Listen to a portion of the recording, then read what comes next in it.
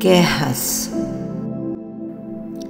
Davi era tataraneto de Raabe, a prostituta que traiu a Jericó, seu povo, em favor de Israel.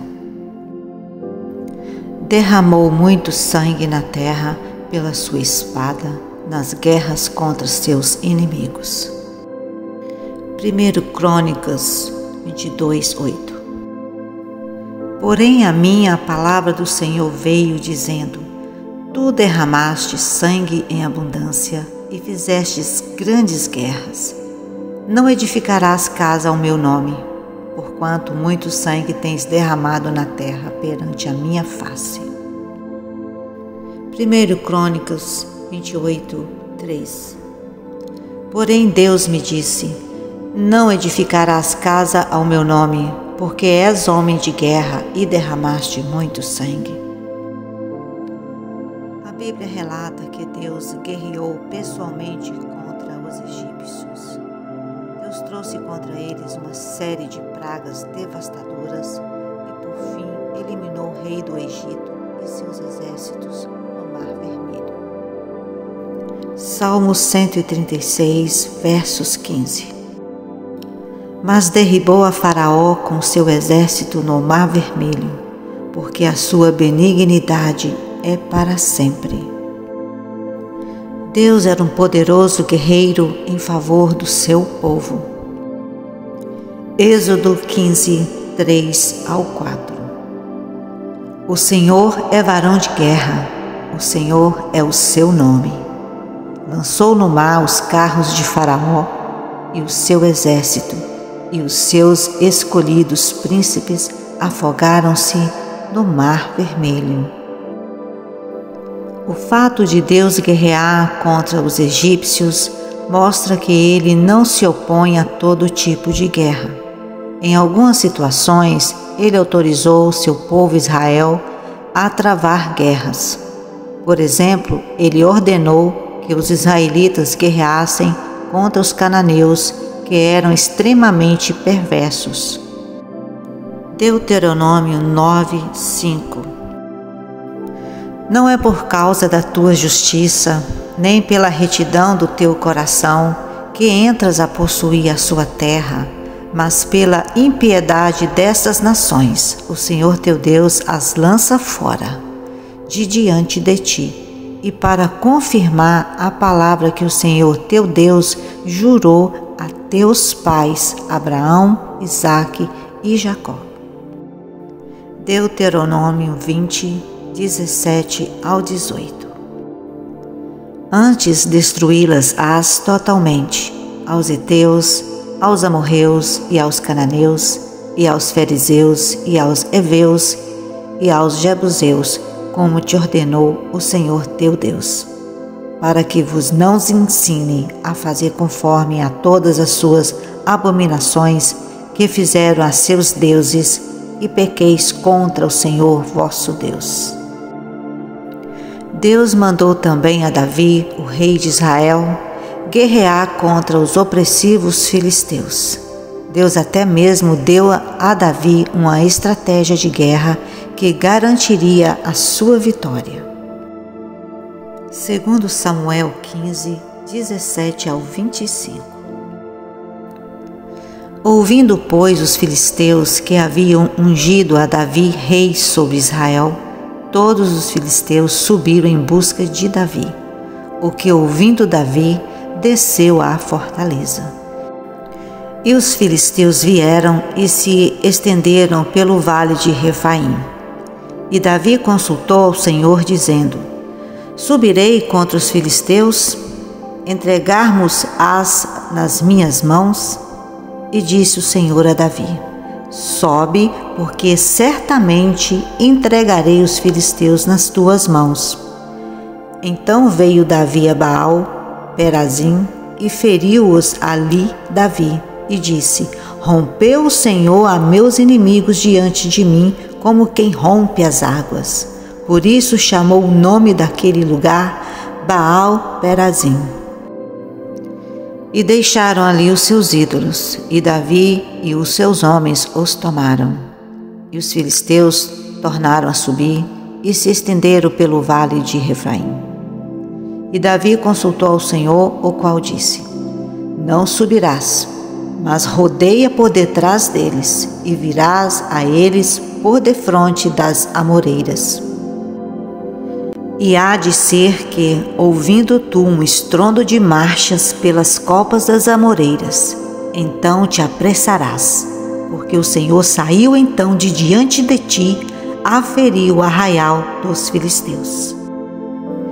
E fez Davi assim como o Senhor lhe tinha ordenado, e feriu os filisteus desde Gibeá até chegar a Gezer.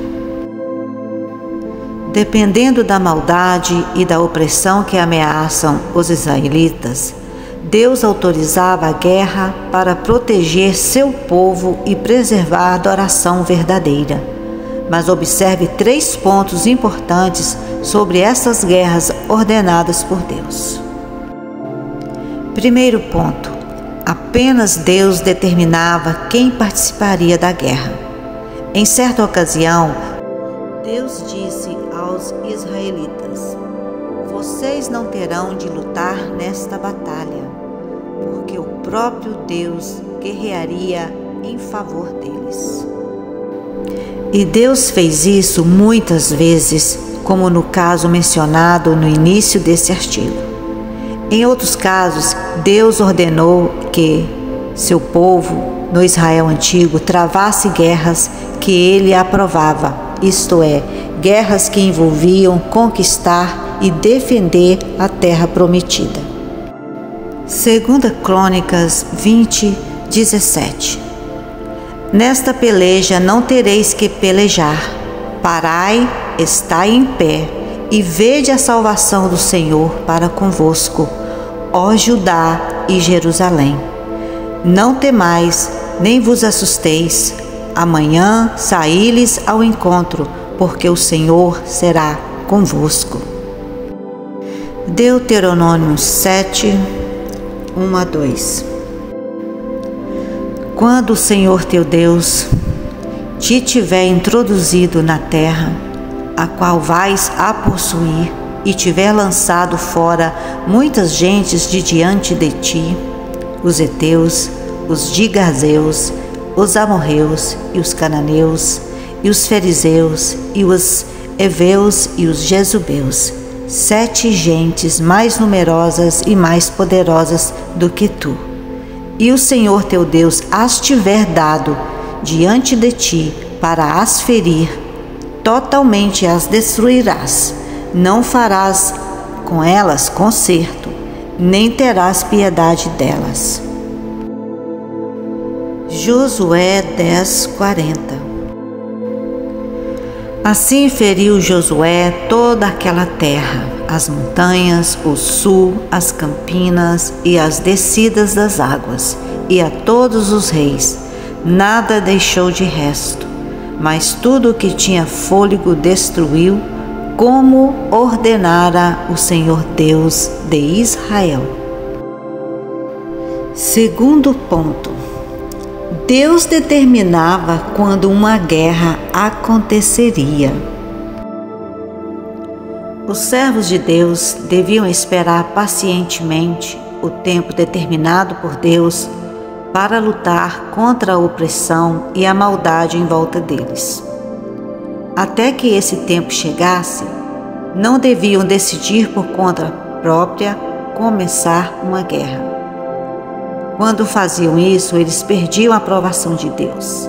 Na verdade, a Bíblia mostra que quando os israelitas decidiam lutar numa guerra que não tinha sido autorizada por Deus, os resultados eram desastrosos. Terceiro ponto: Deus não tem prazer na morte dos homens, incluindo os maus. Jeová Deus é a fonte da vida e o Criador da humanidade. Por isso, Ele não deseja que ninguém morra. Mas, infelizmente, existem pessoas perversas que oprimem e até mesmo matam outras pessoas. Para impedir o avanço desse tipo de maldade, Deus às vezes autorizava guerras contra os perversos. Mesmo assim, durante o tempo em que ordenou que os israelitas travassem batalhas, ele foi misericordioso e paciente com os opressores de seu povo. Salmos 36, 9. Porque em ti está o manancial da vida, na tua luz veremos a luz. Salmos 37, 12 ao 14. O ímpio maquina contra o justo e contra ele range os seus dentes. O Senhor se rirá dele, pois vê que vem chegando o seu dia. Os ímpios puxaram da espada e entesaram o arco para derribarem o pobre e necessitado e para matarem os de reto caminho. Salmos 86, 15. Mas tu, Senhor, és um Deus cheio de compaixão e piedoso, sofredor e grande em benignidade e em verdade. Deus também decretou que antes de atacarem uma cidade, os israelitas deviam anunciar termos de paz para dar aos habitantes uma oportunidade de mudar de atitude e evitar a guerra.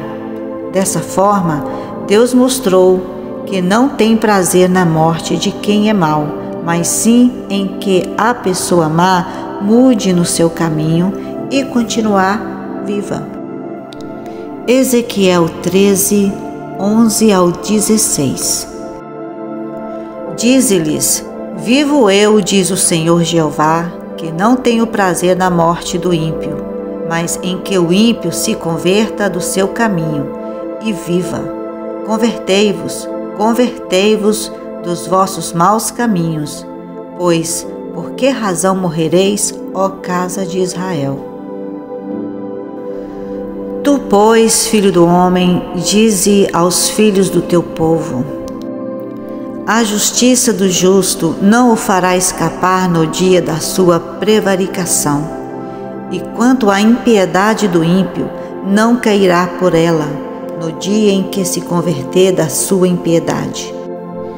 Nem o justo pela justiça poderá viver no dia em que pecar. Quando eu disser ao justo que certamente viverá, e ele, confiando na sua justiça, praticar iniquidade, não virão em memória todas as suas justiças, mas na sua iniquidade que pratica, ele morrerá. Quando eu também disser ao ímpio, certamente morrerás, se ele se converter do seu pecado e fizer juízo e justiça, restituindo esse ímpio o penhor, pagando o furtado, andando nos estatutos da vida e não praticando iniquidade, certamente viverá e não morrerá. De todos os seus pecados com que pecou, não se fará memória contra ele. Juízo e justiça fez, certamente viverá. Nos tempos antigos, Deus usava a guerra como um meio legítimo para acabar com várias formas de opressão e maldade. Salmos 11, 5. O Senhor prova o justo, mas a sua alma aborrece o ímpio e o que ama a violência. Muitas pessoas que parecem ser boas só são boas porque lhes falta o poder de fazer o mal que desejam.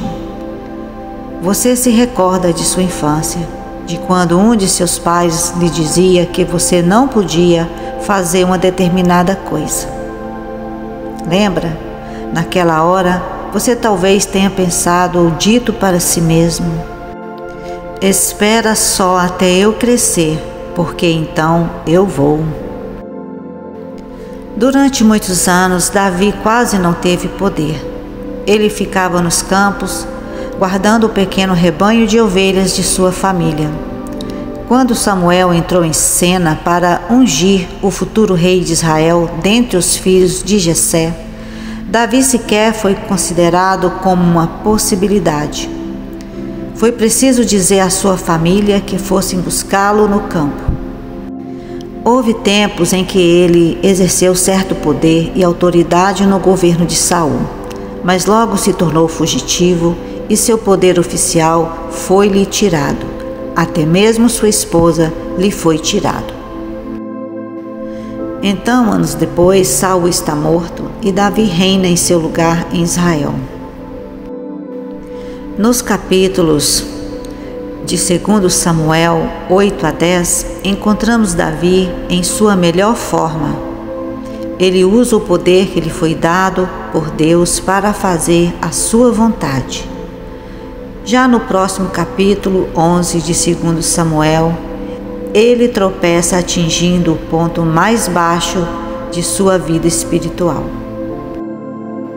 2 Samuel 8. E sucedeu depois disso que Davi feriu os filisteus e os sujeitou. E Davi tomou Amete, Gamá, das mãos dos filisteus. Também feriu os moabitas e os mediu com cordel, fazendo-os deitar por terra. E os mediu com 2 cordéis para os matar, e com um cordel inteiro para os deixar em vida.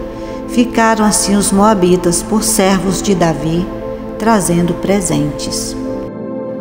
Feriu também Davi a Hadadezer, filho de Recobe, rei de Zobá, indo ele a virar sua mão para o rio Eufrates.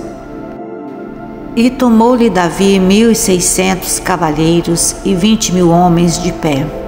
E Davi já retou a todos os cavalos dos carros e reservou deles 100 carros. E vieram assírios de Damasco a socorrer a Hadadezer, rei de Zobá. Porém Davi feriu dos sírios 22.000 homens. Davi pôs guarnições em Síria de Damasco, e os sírios ficaram por servos de Davi, trazendo presentes, e o Senhor guardou a Davi por onde quer que ele ia.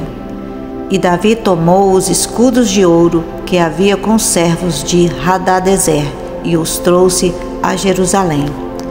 Tomou mais o rei Davi uma quantidade muito grande de bronze de Betá e de Berotai, cidades de Hadadezer.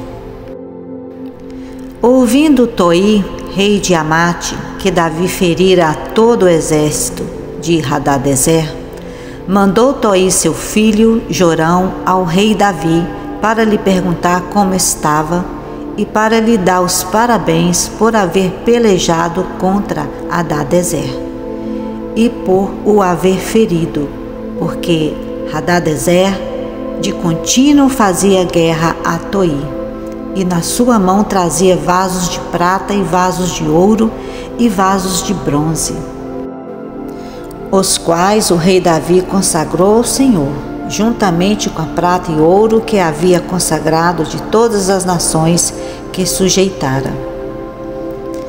De Síria e de Moabe e dos filhos de Amon e dos filisteus e de Amaleque e dos despojos de Hadadezer, filho de Recobe, rei de Zobá.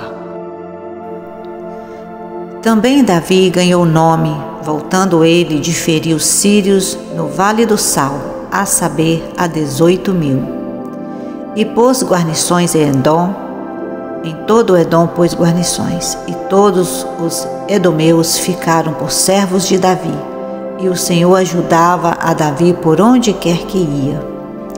Reinou, pois, Davi sobre todo Israel, e Davi julgava e fazia justiça a todo o povo. E Joabe, filho de Zeruia, era sobre o exército, e Josafá, filho de Ahilude, era cronista. E Zadok, filho de Aitube, e Aimeleque, filho de Abiatar, eram sacerdotes, e Seraias, escrivão. Também Benaia, filho de Joiada, estava com os quereteus e peleteus, porém os filhos de Davi eram príncipes. Segundo Samuel 9. E disse Davi: há ainda alguém que ficasse da casa de Saul, para que eu lhe faça bem por amor de Jonatas? E havia um servo na casa de Saul, cujo nome era Ziba. E o chamaram que viesse a Davi, e disse-lhe o rei: és tu Ziba? E ele disse: servo teu. E disse o rei: não há ainda algum da casa de Saul, para que eu use com ele de beneficência de Deus? Então disse Ziba ao rei: ainda há um filho de Jonatas, aleijado de ambos os pés. Então disse-lhe o rei: onde está? E disse Ziba ao rei: eis que está em casa de Maquir, filho de Amiel, em Lodebar. Então mandou o rei Davi e o tomou da casa de Maquir, filho de Amiel, de Lodebar. E vindo Mefibosete, filho de Jonatas, o filho de Saul, a Davi, se prostrou com o rosto por terra e se inclinou. E disse Davi: Mefibosete. E ele disse: eis-me aqui teu servo. E disse-lhe Davi: não temas, porque de certo usarei contigo de beneficência por amor de Jonatas, teu pai. E te restituirei todas as terras de Saul, teu pai, e tu de contínuo comerás pão à minha mesa. Então se inclinou e disse: quem é teu servo, para tu teres olhado para um cão morto tal como eu? Então chamou Davi a Ziba, moço de Saul, e disse-lhe: tudo o que pertencia a Saul e de toda a sua casa tenho dado ao filho de teu senhor. Trabalhar-lhes, eis, pois, a terra, tu e teus filhos e teus servos, e recolherás os frutos, para que o filho de teu senhor tenha pão que coma, e Mefibosete, filho de seu senhor, de contínuo comerá pão à minha mesa. E tinha Ziba 15 filhos e 20 servos. E disse Ziba ao rei: conforme a tudo quanto meu senhor, o rei, manda a seu servo, assim fará seu servo. Porém, Mefibosete comerá à minha mesa como um dos filhos do rei. E tinha Mefibosete um filho pequeno, cujo nome era Mica, e todos quantos moravam em casa de Ziba eram servos de Mefibosete. Morava, pois, Mefibosete em Jerusalém, porquanto de contínuo comia à mesa do rei, e era coxo de ambos os pés. Segundo Samuel 10. E aconteceu depois disso que morreu o rei dos filhos de Amon, e seu filho Anum reinou em seu lugar. Então disse Davi: usarei de beneficência com Anum, filho de Naãs, como seu pai usou de beneficência comigo. E enviou Davi a consolá-lo pelo ministério de seus servos acerca de seu pai. E vieram os servos de Davi à terra dos filhos de Amon. Então disseram os príncipes dos filhos de Amon ao seu senhor Anum: porventura honra Davi a teu pai aos teus olhos, porque te enviou consoladores? Porventura não te enviou Davi os seus servos para reconhecerem esta cidade e para espiá-la e para transtorná-la? Então tomou Naum os servos de Davi e lhes raspou metade da barba e lhes cortou metade dos vestidos até as nádegas e os despediu. O que, fazendo saber a Davi, enviou a encontrá-los, porque estavam estes homens sobremaneira envergonhados. E disse o rei: deixai-vos estar em Jericó, até que vos torne a crescer a barba, e então voltem.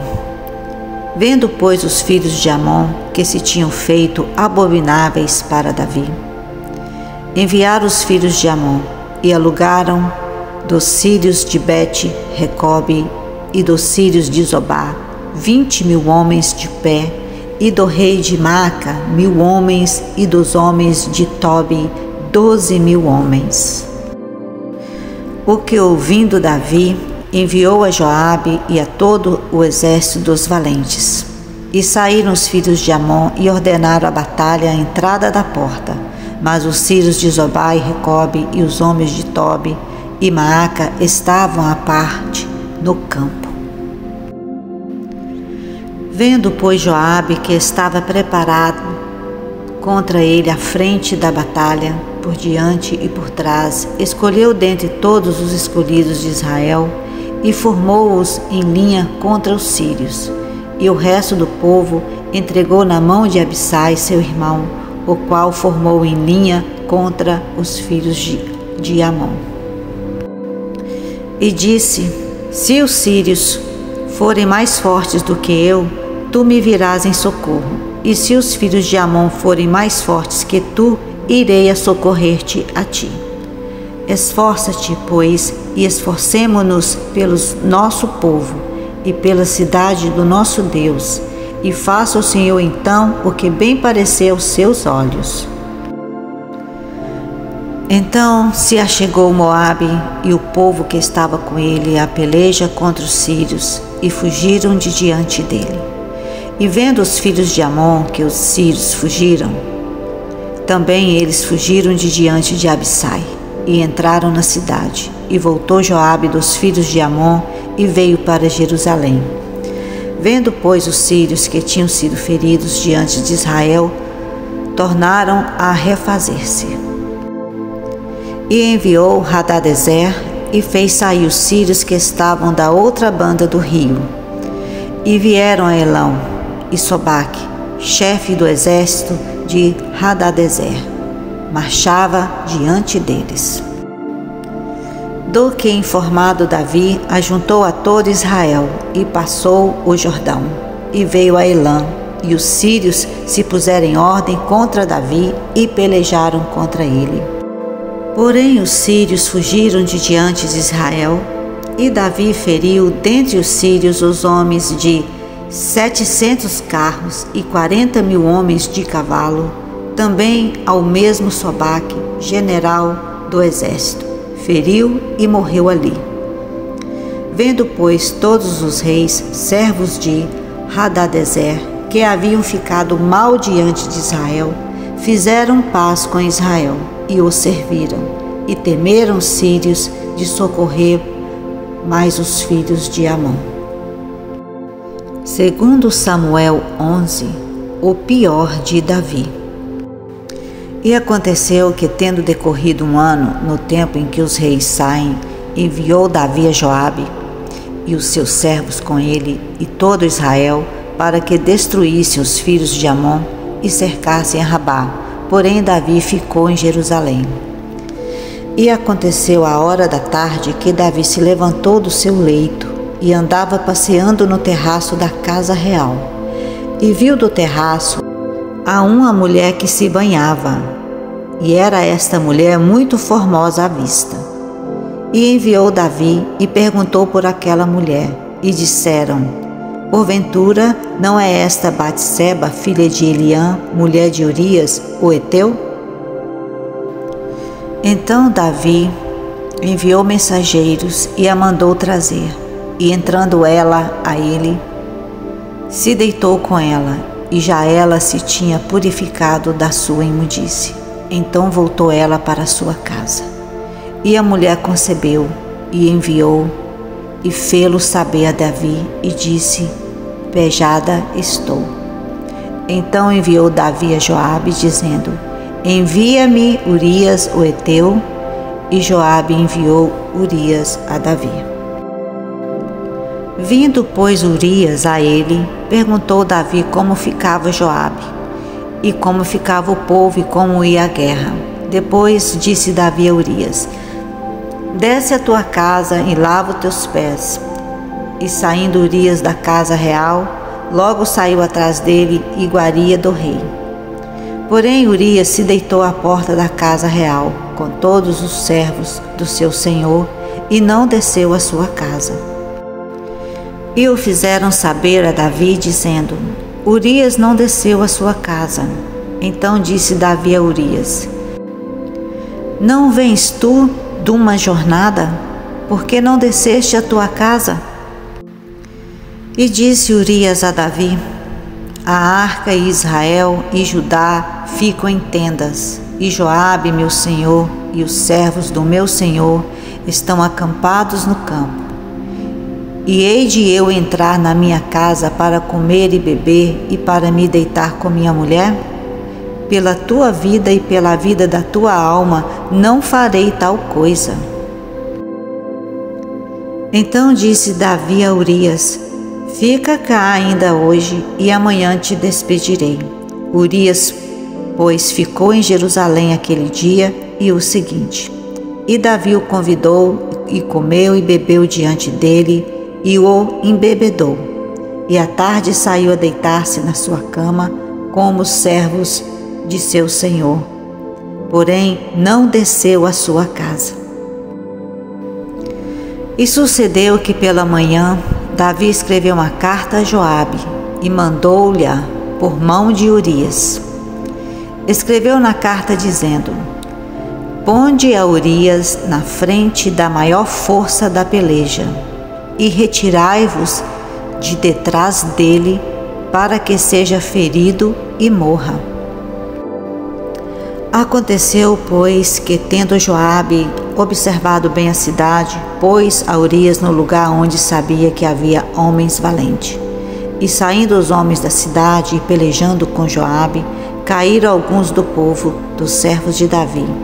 E morreu também Urias, o heteu. Ouvindo, pois, a mulher de Urias, que Urias seu marido era morto, lamentou a seu senhor. E passado o nojo, enviou Davi e a recolheu em sua casa, e lhe foi por mulher, e ela lhe deu um filho. Porém, esta coisa que Davi fez pareceu mal aos olhos do Senhor. E esta foi a punição com que Deus puniu a Davi por este pecado. E por causa dessa maldade, da desobediência de Davi, Deus disse a ele: tu mataste ao fio da espada o teu servo Urias, o heteu, e tomaste para teu prazer a esposa dele.